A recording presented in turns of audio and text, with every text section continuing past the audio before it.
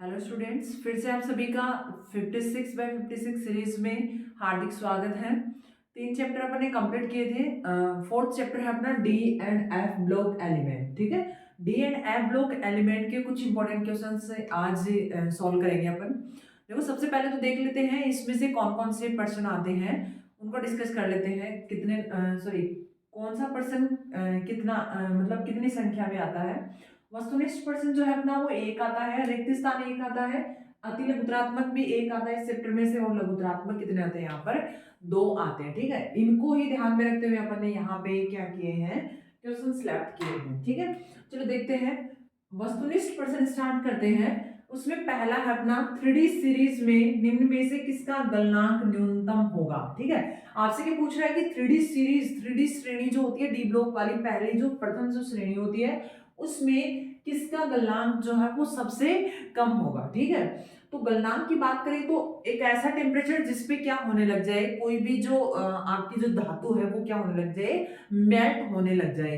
तो वो मतलब इनमें से सबसे जल्दी कौन सी धातु जो है वो मेल्ट होने लग जाएगी। ठीक है, तो पहला ऑप्शन है अपना आयरन, दूसरा है जिंक, तीसरा है मैग्नीज और चौथा है कॉपर। तो जैसे जैसे आप सीरीज से लेफ्ट टू राइट जाते हो तो क्या हो जाता है, जो गलनांक है वो घटता जाता है। ठीक है, गलनांक जो होता है वो क्या होता जाता है, घटता जाता है। तो जैसे अपन बात करें जिंक, जिंक लास्ट में आता है तो इसका गलनांक क्या होगा, सबसे कम हो जाएगा। ठीक है, 3D सीरीज में लेफ्ट टू राइट जाते हैं तो गलनांक जो है वो क्या होता जाता है, डिक्रीज होता जाता है। डिक्रीज होता जाता है तो अपना जो जिंक है उसका गलनांक क्या हो जाएगा, सबसे कम हो जाएगा। ठीक है, आगे बात करते हैं। सेकंड नंबर क्वेश्चन जो है अपना पोटेशियम परमैंगनेट, पोटेशियम डाइक्रोमेट का जलीय विलयन H2S के साथ अम्लीय परिस्थिति में, कौन सी परिस्थिति में, अम्लीय परिस्थिति में क्रिया करके एक हरा उत्पाद, ग्रीन प्रोडक्ट देता है। और ये उत्पाद क्या है। ठीक है, तो जब भी आप K2Cr2O7 पोटेशियम डाइक्रोमेट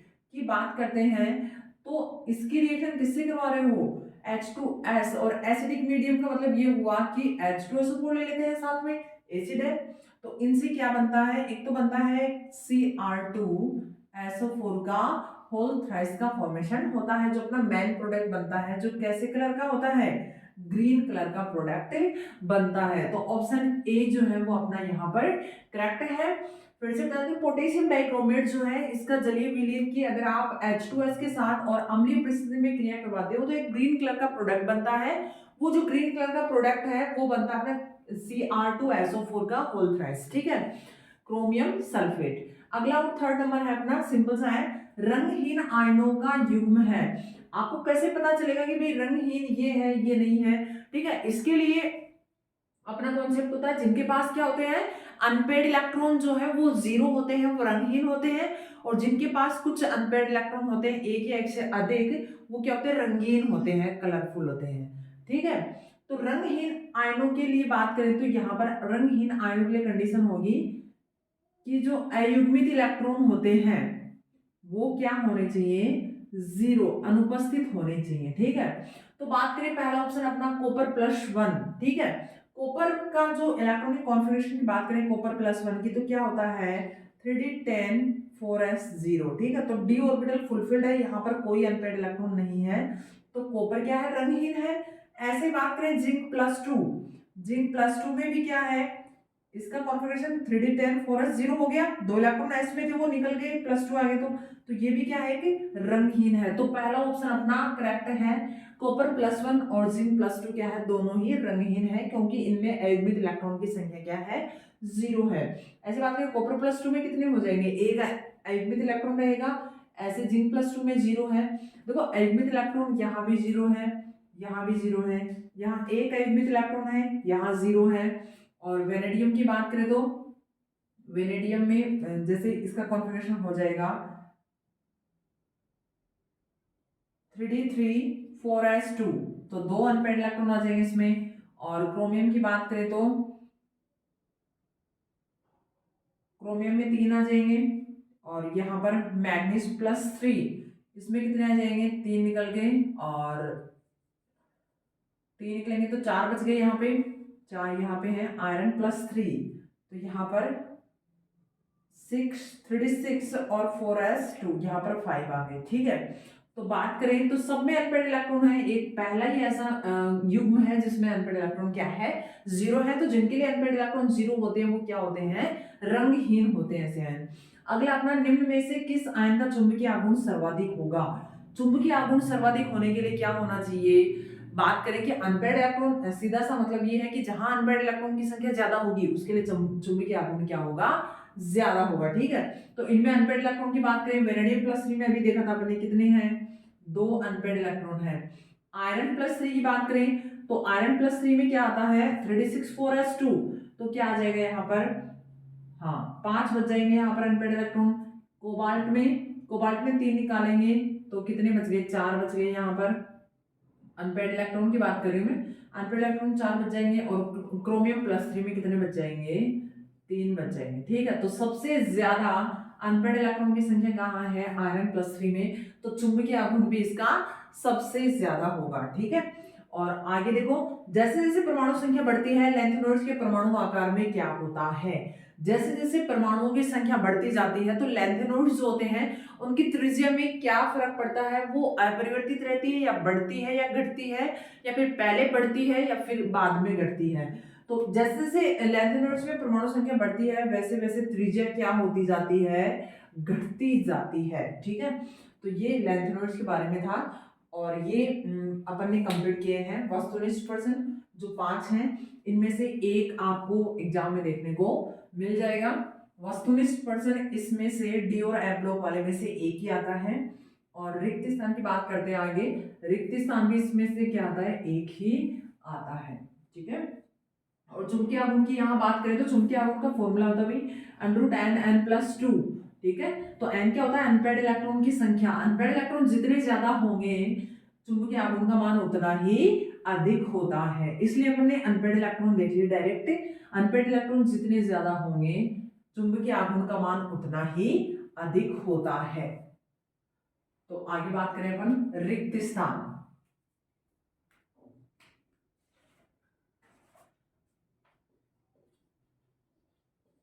रिक्त स्थान पूर्ति, रिक्त स्थान पूर्ति में देखेंगे,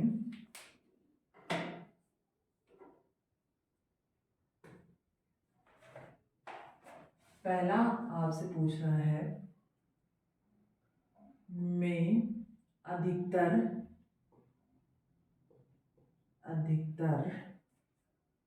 तत्व रेडियो एक्टिव है, रेडियो एक्टिव है। सेकंड आपसे पूछ रहा है, लैंथेनॉइड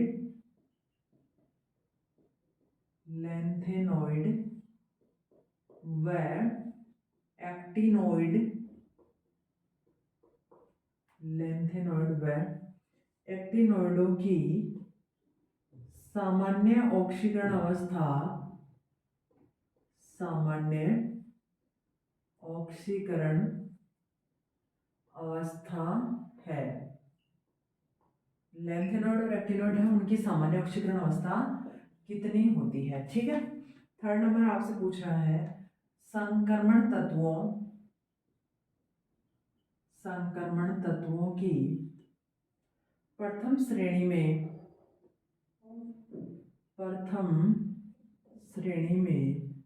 सबसे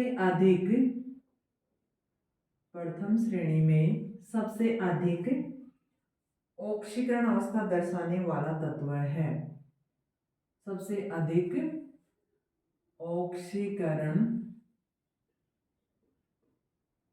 अवस्था दर्शाने वाला तत्व है,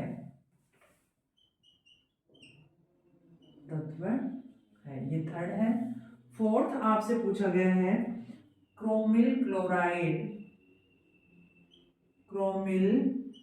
क्लोराइड परीक्षण किस आयन के लिए होता है, आयन के लिए किया जाता है, आयन बताना है आपको, किया जाता है कौन से आयन के लिए, क्रोमिल क्लोराइड टेस्ट किया जाता है। फिफ्थ और लास्ट रिक्त स्थान है CrO, एक ऑक्साइड है। कैसा ऑक्साइड है? अम्लीय है कि क्षारीय है कि उभयधर्मी है? ठीक है, ये 5 अपने को रिक्त स्थान दिए हैं। इनमें पहले में पूछा है कि देखो डी और एफ ब्लॉक है, तो यहाँ पर डी और एफ ब्लॉक से रिलेटेड ही होगा अपने पास। पूछा है कि ऐसे कौन से तत्व हैं जिनमें अधिकतर तत्व क्या है? Radio active. तो एक्टिनोइड जो होते हैं, एक्टिनोइडों में अधिकतर तत्व क्या है? रेडियो एक्टिव होते हैं। ठीक है, और अगला पूछा आपको लैंथेनॉइड व एक्टिनोइडों की सामान्य ऑक्सीकरण अवस्था क्या होती है? +3 होती है। ठीक है, सिंपल सा है। संक्रमण तत्वों की प्रथम श्रेणी में सबसे अधिक ऑक्सीकरण अवस्था दर्शाने वाला तत्व कौन सा है? मैग्नीज। सबसे अधिक ऑक्सीकरण अवस्था दर्शाने वाला तत्व कौन है? मैग्नीज है। अगला फोर्थ है क्रोमिल क्लोराइड परीक्षण जो है वो क्लोराइड आयन के परीक्षण के लिए किया जाता है। ठीक है, और अगला और लास्ट है क्रोमियम ऑक्साइड, एक क्या है? क्षारीय ऑक्साइड होता है। ठीक है, CrO जो है वो क्या है? एक क्षारीय ऑक्साइड होता है। तो सिंपल से थे 5 रिक्त स्थान। एक रिक्त स्थान जो है वो आपको एग्जाम में पूछा जाएगा इस चैप्टर से। अगला देखते हैं अपन, रिक्त स्थान भी देख लिए हैं। अगला है अति लघुत्रात्मक। अति लघुत्रात्मक भी इस चैप्टर में से एक ही प्रश्न आएगा। तो अति लघुत्रात्मक देखते हैं अपन। अति लघुत्रात्मक, लघुत्रात्मक प्रश्न, अति लघुत्रात्मक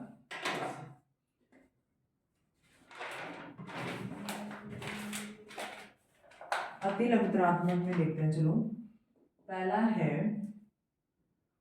कॉपर की दो मिश्र धातुओं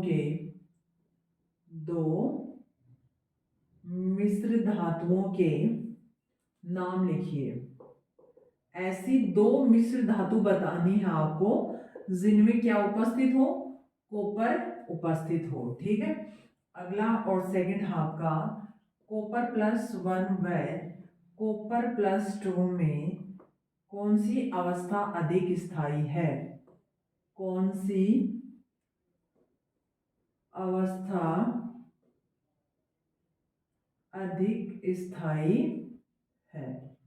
ठीक है, अगला और थर्ड नंबर और लिख लेते हैं। चलो, K2Cr2O7 के नारंगी विलयन में परबल क्षार मतलब KOH NaOH मिलाने पर विलयन पीला हो जाता है। विलयन पीला हो जाता है क्यों? आपको रीजन बताना है इसका। ठीक है, देखो 3 प्रश्न लिखे हैं मैंने अति लघुत्रात्मक में। कॉपर की दो मिश्र धातुओं के नाम लिखिए। ऐसी दो मिश्र धातुएं बतानी है आपको जिनमें क्या प्रेजेंट हो? कॉपर प्रेजेंट हो। ठीक है, और अगला है कॉपर +1 और कॉपर +2 में कौन सी अवस्था अधिक सही होती है? और थर्ड है K2Cr2O7 के नारंगी विलयन में प्रबल क्षार मिलाने पर विलयन पीला क्यों हो जाता है? देखो, अब सबसे पहले तो देखो बात करते हैं अपन कॉपर की दो मिश्र धातुएं। एक तो है, एक मिश्र धातु लिख देते हैं अपन कांसा। ठीक है, और दूसरी है पित्तल। ठीक है, कांसा जो होता है इसमें टिन और कॉपर होती है, और पित्तल में क्या होती है? कॉपर प्लस जिंक होता है। ठीक है, सिंपल सा है। दोनों में क्या प्रेजेंट है? कॉपर प्रेजेंट है। कांसा में भी कॉपर है और पित्तल में भी क्या है? कॉपर है। ठीक है, अगला है कॉपर +1 व कॉपर +2 में कौन सी अवस्था अधिक स्थायी होती है? देखो यहाँ पर क्या होता है, कॉपर प्लस 2 जो अवस्था है वो अधिक स्थायी होती है। क्या होती है? अधिक स्थायी होती है, क्योंकि क्योंकि कॉपर प्लस 2 के लिए हाइड्रेशन एनर्जी, जलयोजन ऊर्जा अधिक होती है, अधिक होती है। और आयन का जो स्थायित्व है वो किस पर निर्भर करता है? आयन का स्थायित्व जलयोजन ऊर्जा पर निर्भर करता है, जलयोजन ऊर्जा पर निर्भर करता है, निर्भर करता है। ठीक है, जलयोजन ऊर्जा किसको बोलते हो आप? जलयोजन ऊर्जा ये होती है जो आपका आयन जो है वो वाटर के साथ रिएक्ट करे और उस दौरान जो ऊर्जा निकलती है, उसे क्या बोलते हैं अपन? जलयोजन ऊर्जा बोलते हैं।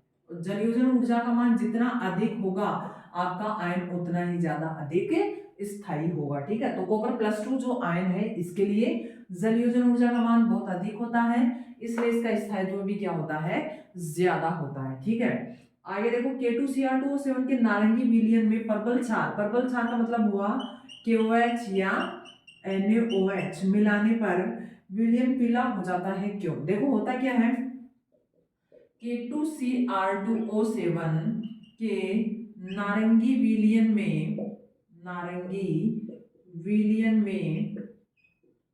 पर्पल क्षार मिलाने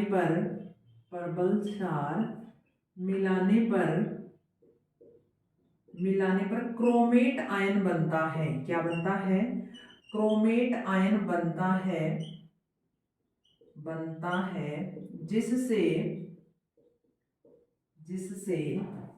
विलयन पीला हो जाता है, जिससे विलयन क्या हो जाता है? पीला हो जाता है। ठीक है, सिंपल सा है। अगर आप पोटेशियम डाइक्रोमेट की अभिक्रिया पर्पल क्षार के साथ करवाते हो तो क्रोमेट आयन बन जाएगा, और क्रोमेट आयन के कारण क्या हो जाएगा? सॉल्यूशन का जो कलर है वो क्या हो जाएगा? येलो कलर हो जाएगा, पीला रंग हो जाएगा। ठीक है, ये 3 क्वेश्चन थे। अभी चौथा क्वेश्चन देखते हैं अपन। चौथा क्वेश्चन है अपने पास LuOH का होल थ्राइस की तुलना में LaOH का होल थ्राइस अधिक क्षारीय है,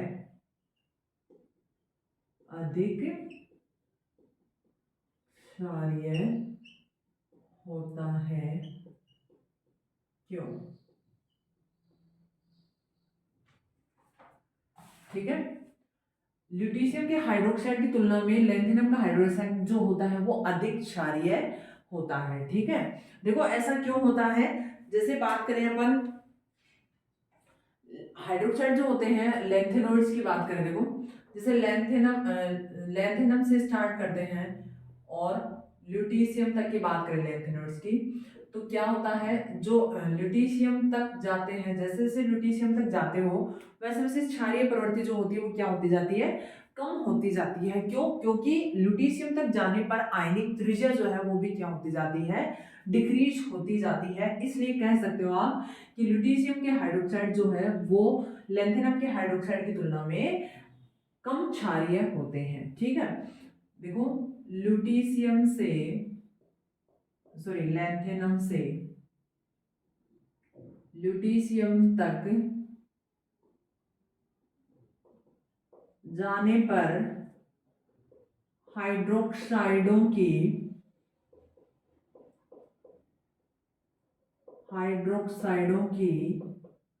क्षारीय प्रवृत्ति कम होती है, क्योंकि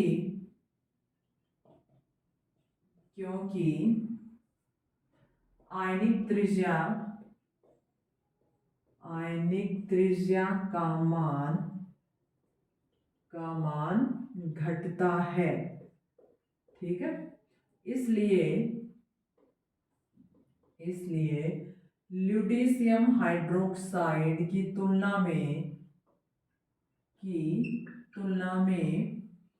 लेंथेनम के हाइड्रोक्साइड जो होते हैं वो अधिक क्षारीय होते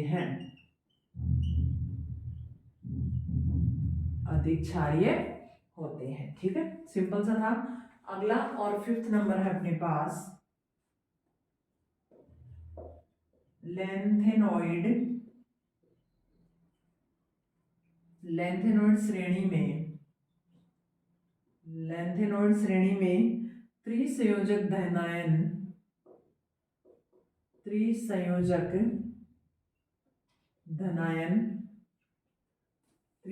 धनायन का आकार परमाणु क्रमांक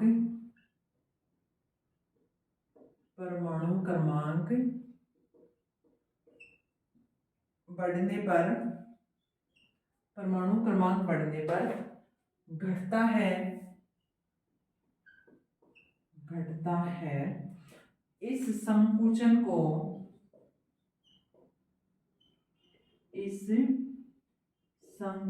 को क्या कहते हैं?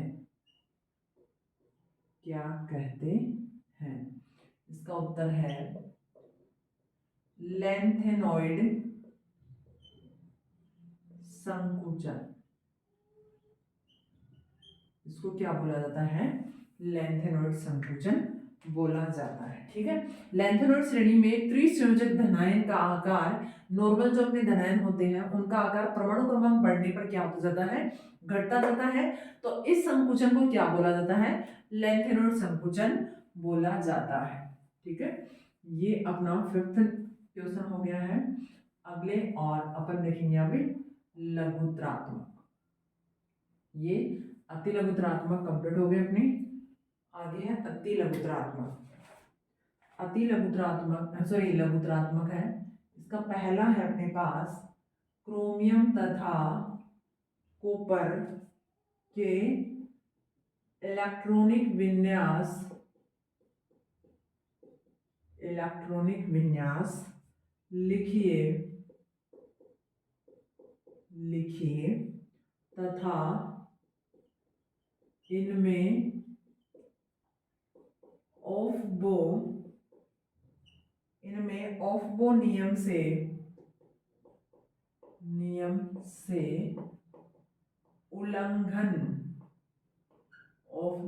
से उल्लंघन का कारण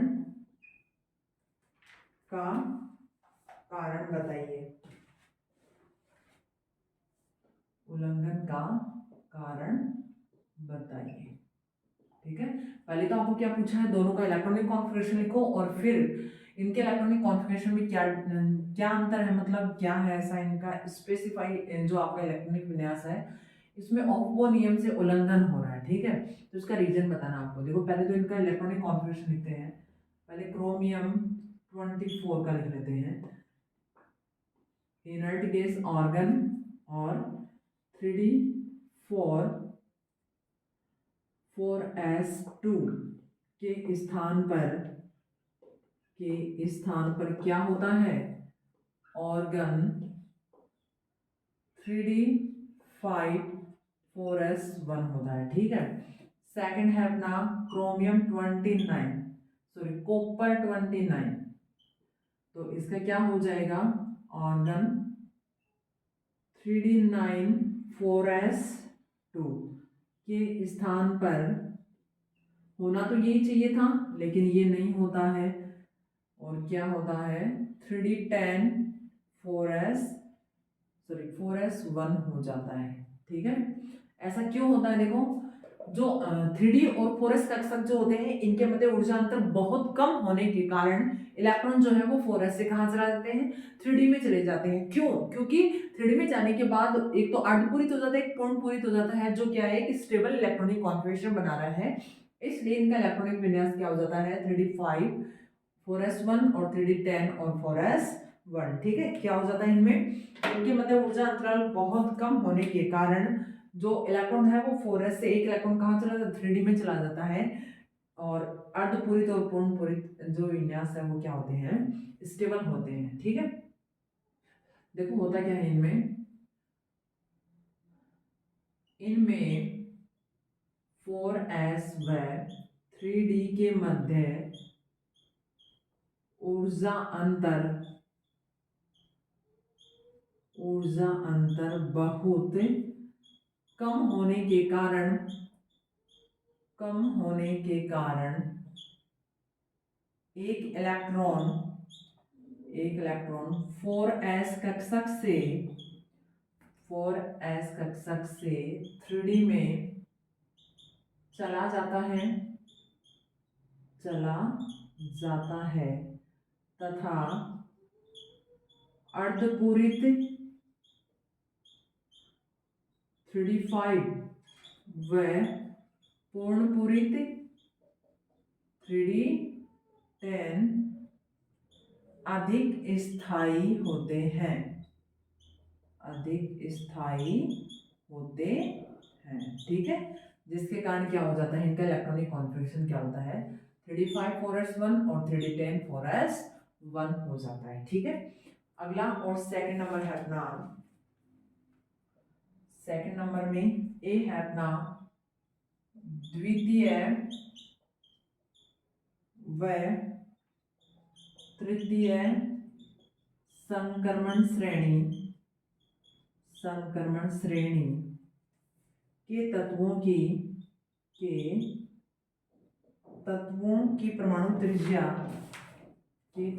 की परमाणु त्रिज्या लगभग समान होती है। क्यों? ठीक है, द्वितीय और तृतीय संक्रमण श्रेणी के तत्वों की परमाणु त्रिज्या क्या होती है, लगभग समान होती है। ठीक है, ऐसा क्यों होता है, ऐसा इसलिए होता है क्योंकि यहाँ पर क्या आ जाते हैं, लेंथेनॉइड एलिमेंट्स आ जाते हैं, इसलिए इनका जो आकार है, लेंथेनॉइड कॉन्ट्रैक्शन हो जाता है, संकुचन हो जाता है, उससे तृतीय श्रेणी के जो तत्व हैं उनका आकार क्या हो जाता है, बहुत ही कम हो जाता है और लगभग किसके बराबर हो जाता है, द्वितीय श्रेणी के तत्वों के बराबर, द्वितीय संक्रमण श्रेणी के तत्वों के बराबर हो जाता है। ठीक है, होता क्या है, देखो प्रथम संक्रमण श्रेणी के तत्वों का आकार, द्वितीय संक्रमण श्रेणी के तत्वों का आकार प्रथम संक्रमण श्रेणी से क्या होता है, अधिक होता है, लेकिन तृतीय संक्रमण श्रेणी के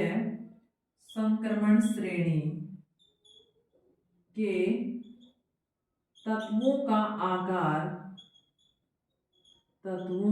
आकार द्वितीय संक्रमण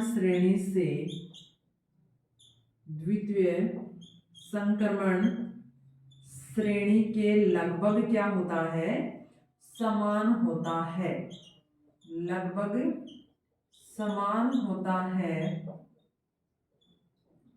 जिसका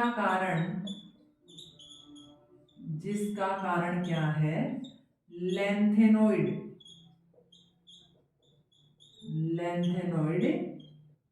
संकुचन है।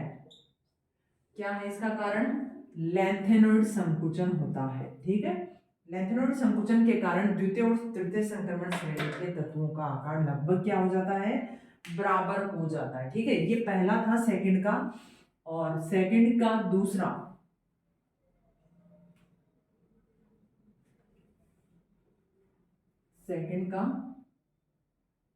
देखते हैं अभी। पहला तो था द्वितीय व तृतीय संक्रमण श्रेणी के तत्वों का आकार लगभग क्या होता है, समान होता है। ऐसा क्यों होता है, ऐसा लेंथेनॉइड संकुचन के कारण होता है। ठीक है, जो सेकंड था उसमें दूसरे की बात करते हैं, बी की। इसमें पूछा आपसे जिरकोनियम व हाफनियम जिरकोनियम व हाफनियम के गुणों में बहुत अधिक समानता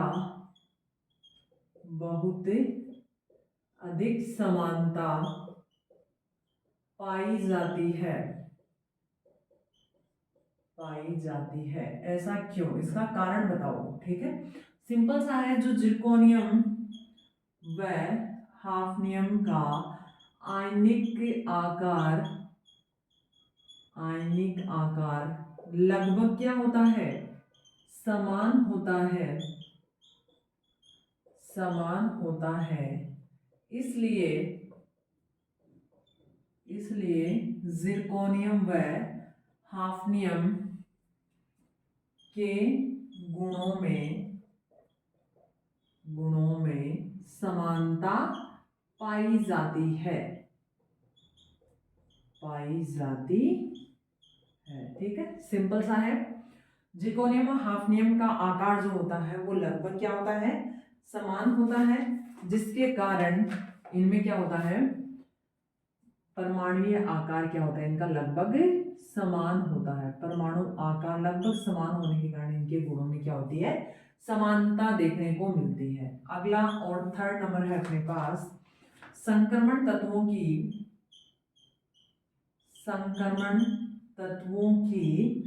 3D श्रेणी में 3D उपकोष से पहले 4s उपकोष में इलेक्ट्रॉन भरे जाते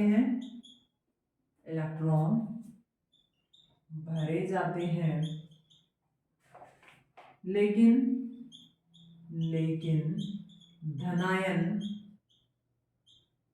धनायन बनने पर पहले इलेक्ट्रॉन 4s में से निकलते हैं। पहले इलेक्ट्रॉन 4s में से निकलते हैं। क्यों, ऐसा क्यों होता है भाई? इलेक्ट्रॉन तो पहले आप 3D में भर रहे हो और 4s में भर रहे हो, और धनायन बन रहा है तब इलेक्ट्रॉन किस में से निकल रहे हैं, 4s में से निकल रहे हैं। ठीक है, देखो होता क्या है, ऑफबो नियम आता है एक, क्या आता है, ऑफबो नियम के अनुसार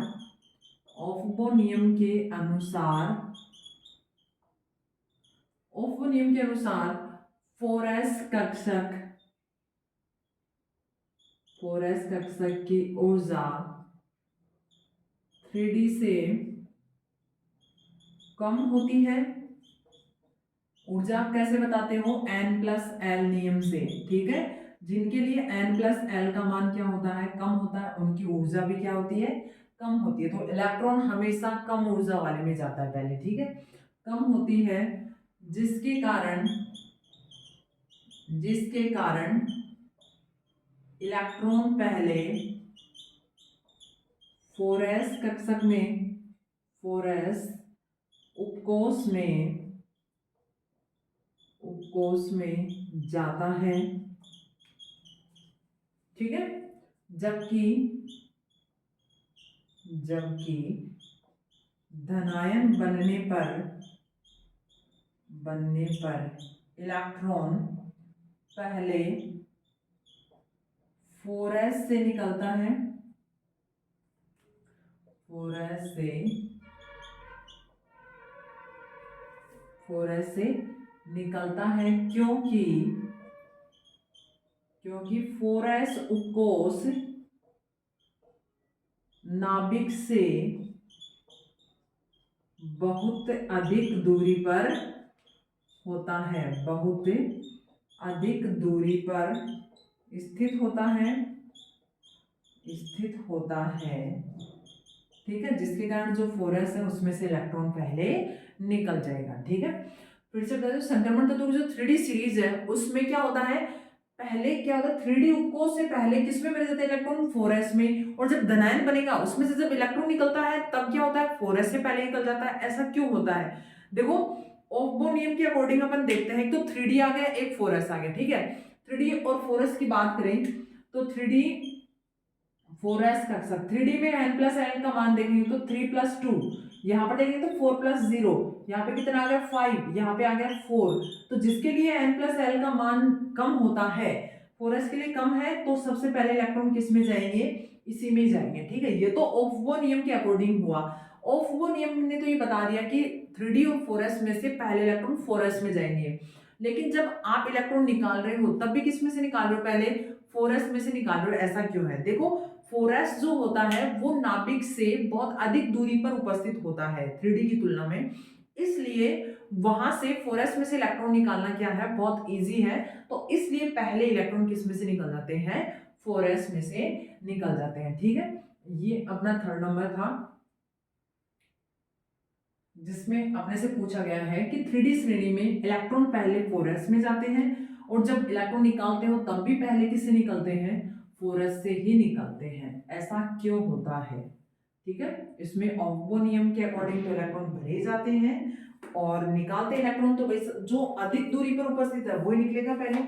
अगला और फोर्थ नंबर है अपना, कॉपर की तनु HCl तथा H2SO4 से क्रिया द्वारा हाइड्रोजन गैस मुक्त नहीं होती है, मुक्त नहीं होती, लेकिन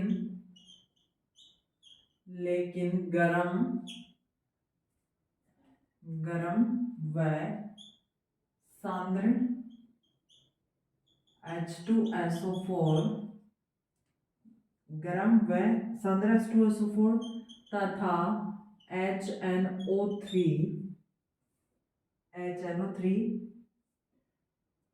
इससे क्रिया कर लेते हैं, इससे क्रिया कर लेते हैं। इसका रीजन बताओ, ऐसा क्यों होता है, ठीक है। देखो, कॉपर की तनु HCl तथा H2SO4 से क्रिया द्वारा हाइड्रोजन गैस मुक्त नहीं होती है। ऐसा क्यों होता है? देखो, होता क्या है, कॉपर जो होता है इसके लिए, कॉपर के लिए मानक इलेक्ट्रोड विभव जो होता है उसका मान क्या होता है, धनात्मक होता है। क्या होता है? धनात्मक होता है, जिसके कारण यह तनु HCl व H2SO4 के साथ क्रिया नहीं करता है, ठीक है। क्या रीजन है क्रिया नहीं करने का? क्योंकि इसके लिए मानक इलेक्ट्रॉन विभव क्या है, पॉजिटिव है, धनात्मक है। और HCl और H2 तनु HCl और H2SO4 के साथ जब रिएक्शन करवाते हो तो वो ही रिएक्शन करेंगे जिनका मानक इलेक्ट्रॉन विभव क्या होता है, नेगेटिव होता है, ठीक है। और जब आप बात करते हो सांद्र गरम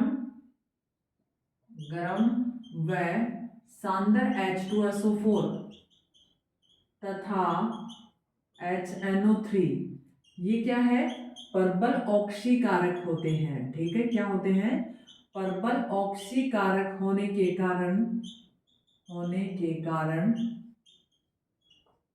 कारण कॉपर को क्या कर देते हैं, ऑक्सीकृत कर देते हैं, कॉपर को ऑक्सीकृत कर देते हैं तथा स्वयं क्या हो जाते हैं, अपचयित हो जाते हैं, स्वयं अपचयित हो जाते हैं, ठीक है। हुआ क्या, जो कॉपर है इसके लिए मानक इलेक्ट्रोड विभव का मान क्या होता है, इलेक्ट्रोकेमिकल सीरीज में जब देखते हैं तो इसके लिए मानक इलेक्ट्रोड विभव का मान क्या होता है, पॉजिटिव होता है। तो पॉजिटिव होने के कारण इसके साथ तनु HCl और H2SO4 कोई रिएक्शन नहीं दर्शाएगा, लेकिन जब आप गर्म और सांद्र H2SO4 और या फिर HNO3 नाइट्रिक एसिड काम में लेते हो तो ये क्या है, प्रबल ऑक्सीकारक होते हैं। ठीक है, तो ये प्रबल ऑक्सीकारक होने के कारण कॉपर का क्या कर देते हैं, ऑक्सीकरण कर देते हैं और खुद क्या हो जाते हैं, अपचयित हो जाते हैं। ठीक है, अगला और लास्ट क्वेश्चन है इसका लघुत्रात्मक का। सीरियम प्लस 4 प्रबल ऑक्सीकारक होता है, प्रबल ऑक्सीकारक, प्रबल ऑक्सीकारक होता है,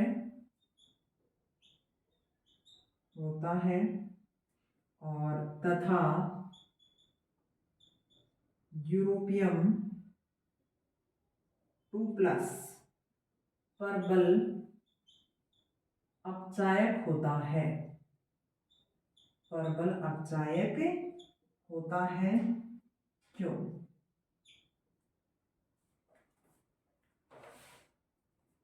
देखो सीरियम प्लस 4 जो है प्रबल ऑक्सीकारक होता है और यूरोपियम प्लस 2 जो है वो प्रबल अपचायक है। ऐसा क्या हुआ, देखो सीरियम प्लस 4 जो होता है वो क्या होता है, एक प्रबल ऑक्सीकारक है। क्यों? क्योंकि सीरियम प्लस 4 के लिए जब बात करते हैं तो मानक इलेक्ट्रॉन विभव क्या होता है, ऋणात्मक होता है। ठीक है, क्या होता है, ऋणात्मक होने के कारण ये क्या कर देता है, एक इलेक्ट्रॉन आसानी से ग्रहण करके, ठीक है, एक इलेक्ट्रॉन आसानी से ग्रहण करके किसमें कन्वर्ट हो जाएगा, सीरियम प्लस 3 में कन्वर्ट हो जाएगा, जो इनके लिए स्टेबल ऑक्सीडेशन स्टेट है। ऐसे बात करें यूरोपियम 2+ क्या होता है, एक प्रबल ऑक्सीकारक होता है, क्योंकि यह क्या करता है, एक इलेक्ट्रॉन निकाल करके, एक इलेक्ट्रॉन त्याग करके किसमें कन्वर्ट हो जाता है, यूरोपियम प्लस 3 में कन्वर्ट हो जाता है। ठीक है, तो लिख देते हैं सीरियम प्लस 4 के लिए मानक इलेक्ट्रॉन विभव। ठीक है, सीरियम प्लस 4 के लिए जब बात करते हैं, हाँ सीरियम प्लस 4 के लिए मानक इलेक्ट्रॉन विभव का मान क्या होता है, उच्च होता है, या फिर लिख सकते हैं अपन ऋणात्मक होता है। ठीक है, उच्च होता है, जिसके कारण यह एक इलेक्ट्रॉन ग्रहण करके सीरियम प्लस 3 में क्या हो जाता है, परिवर्तित हो जाता है। ठीक है, परिवर्तित हो जाता है। सीरियम प्लस 4 के लिए मानक इलेक्ट्रॉन विभव का मान उच्च होता है, जिसके कारण यह इलेक्ट्रॉन ग्रहण करके किसमें कन्वर्ट हो जाएगा, सीरियम प्लस 3 में। ठीक है, सीरियम प्लस 4 इलेक्ट्रॉन एक्सेप्ट करके किसमें कन्वर्ट हो जाएगा, सीरियम प्लस 3 में कन्वर्ट हो जाएगा। इसलिए सीरियम प्लस 4 जो है वो क्या है, एक प्रबल अपचायक है। इसलिए सीरियम प्लस 4 एक प्रबल ऑक्सीकारक होता है, प्रबल ऑक्सीकारक होता है। ठीक है, अगला सेकंड आपसे पूछा है यूरोपियम 2+ एक क्या है, एक प्रबल अपचायक है, प्रबल अपचायक है, क्योंकि यह एक इलेक्ट्रॉन त्याग कर यूरोपियम प्लस 3 में परिवर्तित हो जाता है,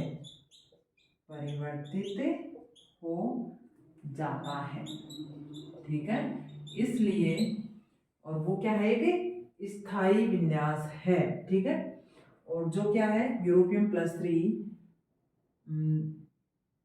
जो लैंथेनोइडों की सामान्य ऑक्सीकरण अवस्था